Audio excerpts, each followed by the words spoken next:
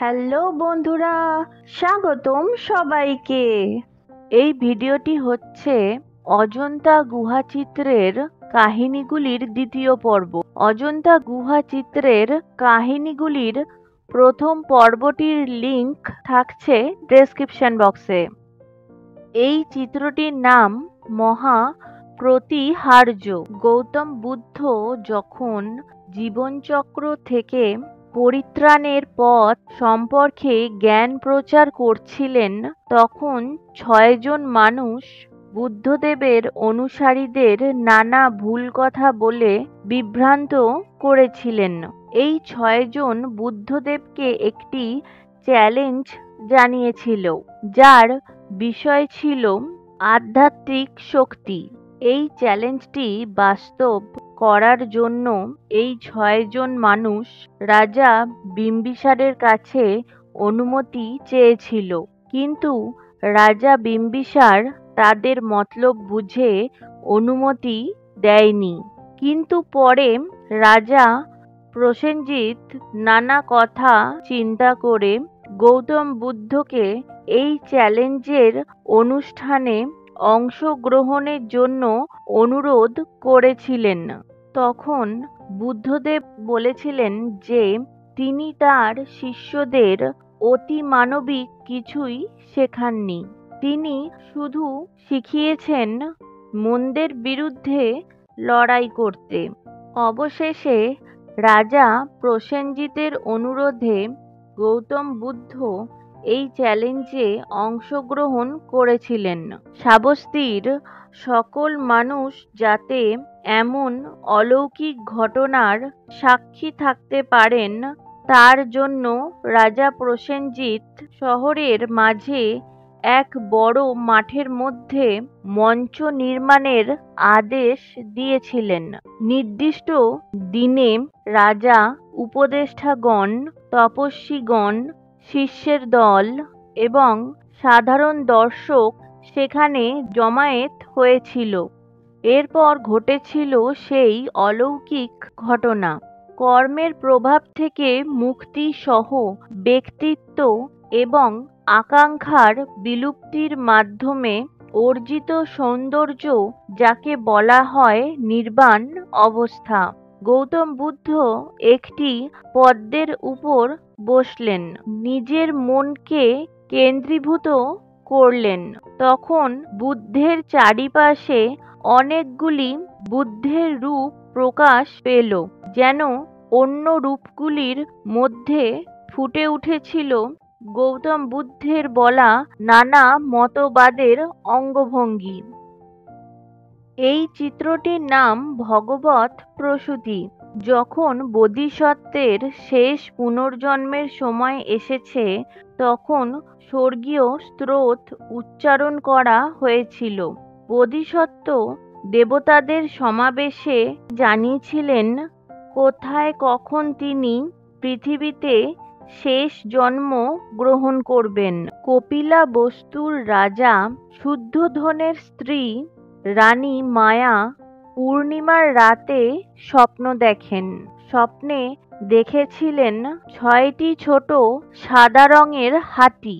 রানী তার স্বপ্নের কথা রাজব্রাহ্মণকে জানিয়েছিলেন।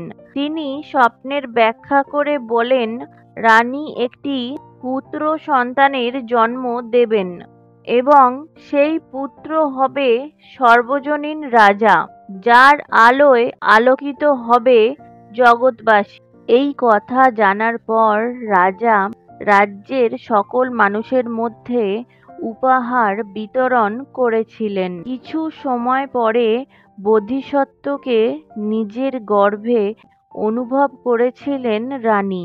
বোধিসত্ত্বের জন্মের পর দেবরাজ ইন্দ্র, ব্রহ্মা আবির্ভূত হয়েছিলেন, শিশুকে আশীর্বাদ করেছিলেন ও একটি ঐশ্বরিক রেশম বস্ত্র দান করেছিলেন। বোধিসত্ত্বের জন্মের 1 সপ্তাহ পরে রানী মারা যান। এরপর শিশু বোধিসত্ত্বের সকল দায়িত্ব দেওয়া হয় তার মাসিকে। এই চিত্রটির নাম বিধুরা। কুরু রাজার অনুগত প্রধানমন্ত্রী ছিলেন বিদুরা। বিদুরা নাগদের রাজ্যেও তার প্রজ্ঞার জন্য বিখ্যাত ছিলেন। একদিন নাগা রানী বিদুরাকে অনুরোধ করেন রাজকুমারীর উপযুক্ত স্বামীর সন্ধানের জন্য। এমন সময় নাগরাজকুমারী এক যক্ষকে নিয়ে নাগরাজের কাছে গিয়ে যক্ষকে বিবাহ করার ইচ্ছা প্রকাশ করলে তখন নাগরাজ বলেন যে যক্ষ যদি বিদুরার মন জয় করতে পারে তাহলেই এই বিবাহ হবে। যক্ষ বিদুরার মন জয় করতে সক্ষম হয়েছিল। পরবর্তীকালে বিদুরা যক্ষের সাথে ঘোড়ায় চড়ে নাগরাজদের প্রাসাদে যান এবং নাগরাজা ও নাগরানীকে জ্ঞানের পাঠ দিয়েছিলেন। বিদুরা নিজের শহরে ফিরে আসেন তখন রাজা তার সম্মানে একটি জমকালো কুচকাওয়াজ ও ভোজের আয়োজন করেছিলেন। এই বিদুরাই ছিলেন সিদ্ধার্থের জন্মের অনেক যুগ পূর্বে গৌতম বুদ্ধের একটি জন্ম। এই চিত্রটির নাম ভগবান। বোধিসত্ত্ব কপিলাবস্তুতে তার শেষ পুনর্জন্মের জন্য রাজা শুদ্ধোধনের স্ত্রী মায়াকে বেছে নিয়েছিলেন। মধ্যরাতে বোধিসত্ত্ব শুভ্র হাতির রূপে রানী মায়ার গর্ভে প্রবেশ করেন। যথাসময়ে বোধিসত্ত্বের জন্মের পর ব্রাহ্মণ ও বিশেষজ্ঞেরা নবজাতকের মধ্যে ৩২টি লক্ষণ চিনতে পারেন এবং ভবিষ্যদ্বাণী করেন যে শিশুটি একদিন মহান সম্রাট হবে অথবা একজন মহান জ্ঞানী মানুষ হবেন। পরবর্তী সময়ে একটি হাতির সামনে খাবারের পাত্র ধরে রেখে বোধিসত্ত্ব নিজের আশ্চর্য শক্তি প্রদর্শন করেন। তার শিক্ষকেরা উপলব্ধি করেন যে সকল লিপি সম্পর্কে জ্ঞান রয়েছে ছাত্র বোধিসত্ত্বের। পরে একদিন দেবদত্তের তীরে আহত একটি হাঁসকে বোধিসত্ত্ব সুস্থ করে তুলেছিলেন। একদিন বোধিসত্ত্ব রাজার সাথে গ্রাম পরিদর্শন করতে গিয়ে একটি করুণ দৃশ্য দেখে একটি গাছের নিচে বসেন এবং ধ্যান শুরু করেন। প্রথম স্তরের ধ্যান সম্পন্ন করার পরে অন্ধকার অর্থাৎ সন্ধ্যা নেমেছিল। সন্ধ্যার অন্ধকার এবং গাছের ছায়া বোধিসত্ত্বের দেহকে অনাবৃত করে রাখছে। এই অলৌকিক ঘটনা দেখে রাজা তার পুত্রকে প্রণাম করেছিলেন। পরে একদিন রাতে দেবতাদের নির্দেশে বোধিসত্ত্ব শহর রাজপ্রাসাদ ত্যাগ করে নির্বাণ লাভের জন্য নিজের সন্ন্যাস জীবনের যাত্রা শুরু করেছিলেন। এই ছবিটির নাম সদ্দান্ত। বিন্ধ্য পর্বতমালায় সদ্দান্ত নামে একটি হাতি বসবাস করত। সদ্দান্ত শব্দের অর্থ হল ৬টি দাঁতওয়ালা হাতি বা যার ৬টি দাঁত আছে। একদিন একটি সুন্দর পদ্মফুল হাতি সদ্দান্ত তার দ্বিতীয় স্ত্রীকে উপহার দিয়েছিলেন, যা দেখে হাতির প্রথম স্ত্রী ঈর্ষান্বিত হয়ে সদ্দান্ত হাতি স্বামীকে ছেড়ে চলে যান। নানা স্থানে ঘুরতে ঘুরতে প্রতীকী বুদ্ধের কাছে এসে পৌঁছান। তিনি তাকে একটি ফুল উপহার দেন যাতে তার সুস্থ পুনর্জন্ম নিশ্চিত হয়। একটি পাথর থেকে লাফিয়ে পড়ে মৃত্যুবরণ করেন সদ্দান্তের প্রথম স্ত্রী এবং পরের জন্মে রানী রূপে জন্মগ্রহণ করেন। একবার তিনি খুব অসুস্থতার ভান করেছিলেন, যা কেবল ৬ দাঁতওয়ালা হাতির দাঁতের প্রলেপেই সারে। রানী এক শিকারীকে খুঁজে পান এবং তাকে পরামর্শ দেন সন্ন্যাসীর ছদ্মবেশে শিকারে যাওয়ার জন্য। বিন্ধ্য পর্বতে পৌঁছাতে হাতির পাল শিকারীকে ঘিরে ধরে। রাজা হাতি সদান্ত হাতির পালকে শান্ত হতে বলে, কারণ সন্ন্যাসী বেশধারী শিকারীকে নিরীহ বলে মনে হয়েছিল। কিন্তু শিকারী তখন সদান্ত হাতির দিকে বিষাক্ত তীর নিক্ষেপ করেছিল। তীর হাতির শরীরে প্রবেশের সাথেই হাতি মন্ত্র উচ্চারণ শুরু করে। মন্ত্র উচ্চারণের ফলে মারাত্মক বিষের প্রভাব কেটে যায়। এমন অদ্ভুত ঘটনা দেখে শিকারী রাজা হাতির পায়ে পড়ে এবং সব কথা জানায়। তখন হাতি তার শুঁড়ের সাহায্যে নিজের দাঁত খুলে শিকারীকে দেয়। হাতির দাঁতের শূন্যস্থানে আবার নতুন দাঁত গজায় মুহূর্তের মধ্যে। শিকারী এই দাঁত নিয়ে রানীর কাছে যান এবং সব ঘটনা বিস্তারিতভাবে জানান। রানী তার কর্মের জন্য অনুতপ্ত হয়ে রাজার কাছে নিজের দোষ স্বীকার করেন। অলৌকিক আরোগ্যের শক্তি সম্পন্ন এই রাজা হাতি সদান্তই সিদ্ধার্থের জন্মের বহু যুগ আগের গৌতম বুদ্ধের একটি জন্ম। এই চিত্রটির নাম রাহুলা বা রাহুল। গৌতম বুদ্ধের জ্ঞানার্জনের পর রাহুলের জন্ম হয়। বুদ্ধ যখন কপিলাবস্তুতে আসেন তখন রাহুলের বয়স ৬ বছর। বুদ্ধের পত্নী চেয়েছিলেন সিদ্ধার্থ যেন সংসারের পার্থিব জীবনে ফিরে আসেন। রাহুলকে কাছে পেয়ে বুদ্ধদেব জাদুকরীভাবে ৫০০টি অভিন্ন বুদ্ধে পরিণত হয়েছিলেন। পরবর্তী সময়ে রাহুল তার পিতার দেখানো পথ অনুসরণ করা থেকে নিজেকে বিরত রাখতে না পেরে সন্ন্যাসী হবার ব্রত পালন করেছিলেন। এই চিত্রটির নাম সিংহালা। ধনী বণিক সিংহালা একদল বণিকের সাথে সমুদ্রযাত্রা করেছিল। একদিন হঠাৎ তাদের জাহাজডুবি হয়।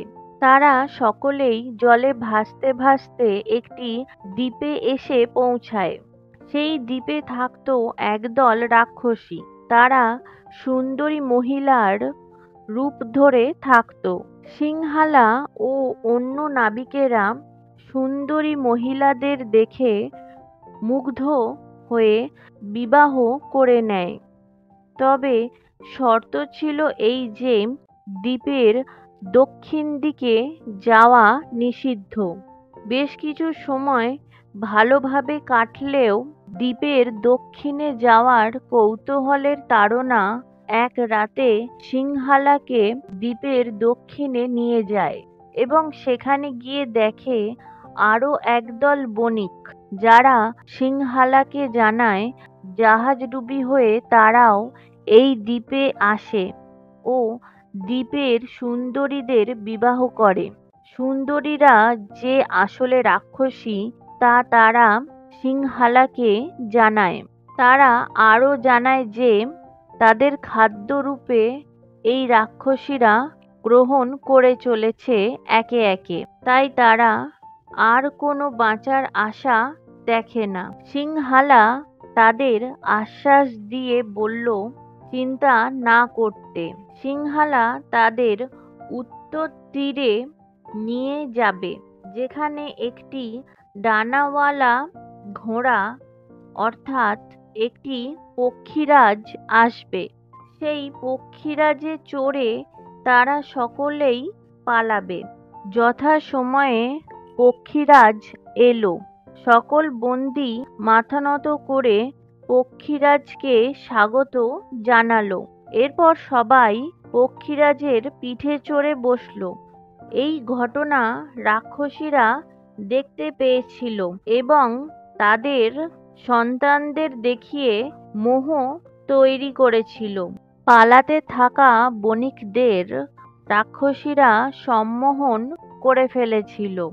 সম্মোহিত হয়ে যাওয়া বণিকরা পক্ষীরাজের পিঠ থেকে লাফিয়ে নিচে পড়তে শুরু করে এবং রাক্ষসীরা তাদের গ্রাস করে ফেলে। একমাত্র সিংহালাই বিচলিত হয়নি।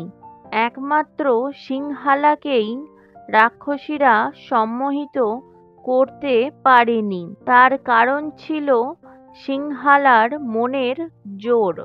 রাক্ষসী তাকে গ্রাস করতে না পেরে নিজের মোহশক্তি দিয়ে সিংহালার মতো দেখতে একটি শিশুকে বানিয়ে সিংহালার বাড়ি গেল এবং গিয়ে বলল যে সে একজন রাজকন্যা। সিংহালা তাকে ও তার পুত্রকে ত্যাগ করে পালিয়ে এসেছে। প্রতিবেশীরা সিংহালা ও তার পিতামাতাকে অনেক নানাভাবে অনুরোধ করেছিল মেয়েটিকে বাড়িতে গ্রহণ করার জন্য, কিন্তু সিংহালা তার আসল রূপ সম্পর্কে অবগত ছিল। তাই সিংহালা ও তার পরিবার মায়াবী রাক্ষসীকে গ্রহণ করে না। এই রাক্ষসী তখন সেখানের রাজবাড়িতে যায় এবং আশ্রয় চায়। সিংহালা এই খবর পেয়ে রাজাকে বারণ করার জন্য রাজবাড়ি যায় এবং অনেক বোঝায়। ততক্ষণে রাক্ষসী রাজাকে সম্মোহিত করে ফেলেছে। ফলে রাজা সিংহালার কোনো কথাই শোনেন না। পরের দিন সকালে রাজবাড়ির দ্বার বন্ধ ও রাজবাড়ির চারপাশে অনেক শকুন দেখে এলাকাবাসীরা ভয় পান এবং সিংহালাকে ডেকে পাঠান। সব কথা শুনে সিংহালা বুঝতে পারে কি হয়েছে। তখন সে রাজবাড়ির দেওয়াল পার করে রাজবাড়ির ভিতরে পৌঁছায় এবং রাক্ষসীকে হত্যা করে। তারপর রাজবাড়ির দ্বার খুলে দেয়। রাজবাড়ির অবস্থা দেখে সকলেই ভয় পায়। পরবর্তী সময়ে সিংহালাকেই রাজা রূপে গ্রহণ করা হয়েছিল। এই সিংহালা ছিলেন একজন বণিক রাজা। সিদ্ধার্থের জন্মের বহু যুগ আগে গৌতম বুদ্ধের এক জন্ম ছিলেন এই সিংহালা। এটি হল অজন্তা গুহাগুলির 10 নম্বর গুহা। গৌতম বুদ্ধের জীবনের ও পূর্বজন্মের নানা কাহিনী। ডান দিকের দেওয়ালে জাতকের নানা কাহিনীর সমজাতক এবং সমজাতক গল্পের চিত্র রয়েছে। এই গুহার বাম দিকের দেওয়ালে গৌতম বুদ্ধের জীবনের নানা দৃশ্য রয়েছে এবং বুদ্ধের বিভিন্ন ভঙ্গিমার ছবি। এই ভিডিওটা এখানেই শেষ করছি। দেখা হচ্ছে পরের ভিডিওতে খুব তাড়াতাড়ি। সকলকে জানাই শুভরাত্রি। Please like, comment and subscribe.